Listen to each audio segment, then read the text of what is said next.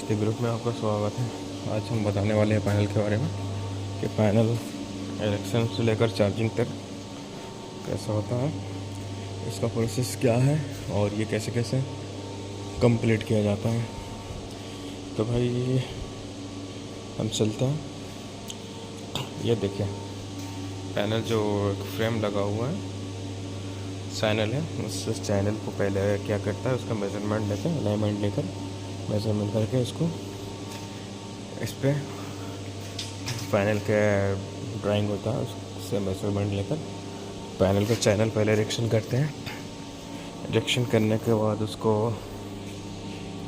Water level से पूरा measurement करते हैं और उसके बाद उसके हिसाब से चैनल को लगाकर वेल्डिंग करते हैं। तो फिर वेल्डिंग करने के बाद उसका मेजरमेंट ये करते हैं और उसके बाद फिर से हम लोग उसको वाटर लेवल करते हैं कि ये पैनल कहीं ऊपर नीचे नहीं तो हो रहा है, नहीं तो वो डक्ट लगाने में दिक्कत होगा हमको। डक्ट अलाइनमेंट में इरेक्शन जो भी होता है उसमें प्रॉब्लम ना हो, इसकी वजह से हम लोग इसको करते हैं।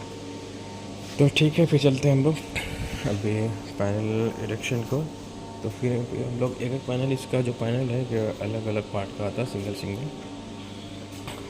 सिंगल आता है। तो इसमें हम लोग क्या करते हैं, जैसे एक पैनल है यहाँ से, ये जैसे हो गया 17 नंबर, ये 16 नंबर, तो 17 16 एक ही पैनल है। तो यहाँ पर हम लोग पहले एक पैनल इरेक्शन करेंगे, उसके बाद फिर दूसरा पैनल करेंगे। देखिए वहाँ पर बीच बीच में जॉइंट भी है, जॉइंट है, यहाँ जॉइंट है। इसके बाद ये देखिए 14 नंबर और 13 नंबर और ये 14 नंबर, ये एक पैनल है। वहाँ पे देखिए इसका जो एंगल लगा हुआ है ऊपर में, वो भी सेम है एंगल। इसको हम लोग क्या करते हैं, इसको फिर इरेक्शन करते हैं। इरेक्शन करने के बाद बीच में गैपिंग होता है, उसको हम लोग बैठा कर अच्छे से उसका नट बोल्ट लगा कर टाइट करते हैं। अच्छे से टाइटिंग करने के बाद पूरा उसको टाइट करते हैं कंप्लीट। टाइट करने के बाद इसका जितने आगे पीछे जितना है उसका टाइटनेस चेक करते हैं। और इस पैनल के बीच में गैपिंग होता है जिसमें बसवार लगता है, पैनल बसवार आता है। तो उस बसवार को हम लोग फिर उसके बाद हम लोग लगाते हैं, ऊपर में होगा बसवार। तो उसके बाद हम लोग इसका पहले बसवार लगाते हैं। तो बसवार लाइन लगाने के बाद इसको हम लोग अच्छे से टाइट करते हैं। उसके बाद फिर टॉर्क रिंच लगाकर चेक करते हैं कि सही से टाइट हुआ है या नहीं हुआ। तो इसको हम लोग टाइट करके अच्छे से जब टाइट हो जाता है तो इसी से टाइट करते जितने पैनल होगा इसका एक सेक्शन है पूरी कंप्लीट करते हैं। कंप्लीट करने के बाद ये आपका जो फ्रंट दिख रहा है, ये जो नंबर दिया हुआ 13 12, ये ढक्कन खोलते हैं। इसमें क्या हुआ, कंट्रोल बसवार होता है। ये कंट्रोल बसवार अभी तो चार्ज हो गया था, अभी तो नहीं दिखा सकते। अगर ऐसा कहीं भी होगा तो मैं उसके लिए वीडियो एक बनाऊंगा आपके लिए, तो आपको ऐसे ही बता दे रहा हूँ। तो यहाँ कंट्रोल बसवार होता है, तो कंट्रोल बसवार को हम लोग फिर उसके बाद कंट्रोल बसवार को हम लोग उसको एक टाइट करते हैं। बीच में गैपिंग होता है तो उसको भी बीच बसवार में गैपिंग होता है, तो बसवार को हम लोग अच्छे से लगाते हैं, उसको टाइट करते हैं। तो उसके बाद इसका सोर्स 1 सोर्स 2 होता है कि इनकमर 1 है, इनकमर 2 में बीच में बस कपलर होता है। तो बस कपलर जहाँ जहाँ होता है वहाँ सोर्स, उसके बाद सोर्स 2 स्टार्ट हो जाता है और सोर्स 1 इनकमर 1 तरफ से होता है। तो इसको करने के बाद फिर उसके बाद इस कंट्रोल बसवार हो जाएगा। तो इसके बाद फिर हम लोग क्या करते हैं, इस पैनल का कंट्रोल वायरिंग होता है। जैसे आपका इनकमर से हुआ, ये इनकमर है, इसके बाद बस कपलर तो होता है।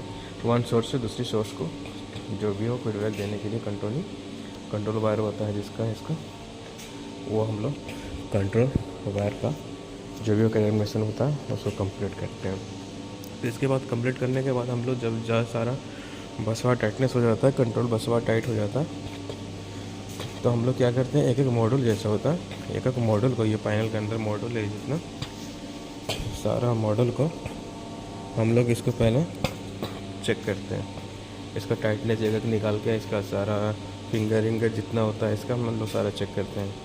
कनेक्टेड जितना आता है, कनेक्शन टर्मिनेशन होता है इसका सारा हम लोग इसका चेक करते हैं। इसका लूपिंग जो भी हो इसका सारा हम लोग चेक करते हैं कि प्रॉपर टाइट है कि नहीं। ऐसा नहीं होगा कि हम लोग लगा दें इसको, टाइट कर दें, इसको अंदर कर दें तो उसके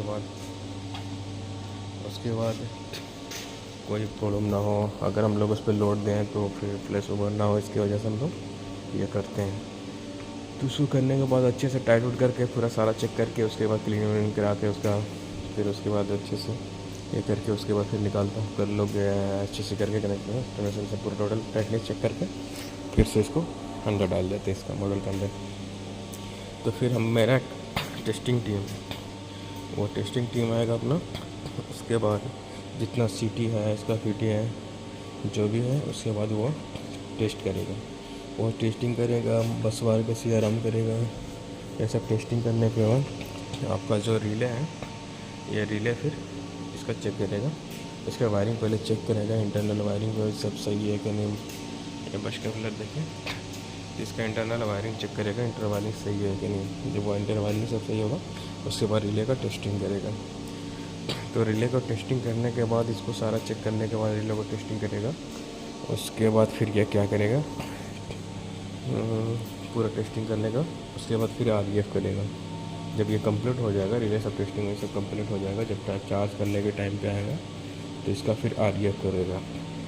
तो REF करने के बाद फिर अपना जो भी हो, फिर उसके बाद हम लोग लास्ट फाइनल REF करने के बाद हम लोग फाइनल चार्ज करते हैं। तो फिर आपको मैं नेक्स्ट वीडियो में बताते हैं, ये लंबा वीडियो हो जाएगा, मैं ज़्यादा इसके बारे में बताऊंगा। तो अभी LD के बारे में इतना बताया, एरिक्सन के बारे में, फिर आपको कमीशनिंग के बारे में बताऊंगा, उसके बाद फिर चार्ज कैसे करते हैं, REF के बारे में अच्छे से बताऊंगा, नहीं तो लंबा वीडियो हो जाएगा। ओके ठीक है, बाय बाय।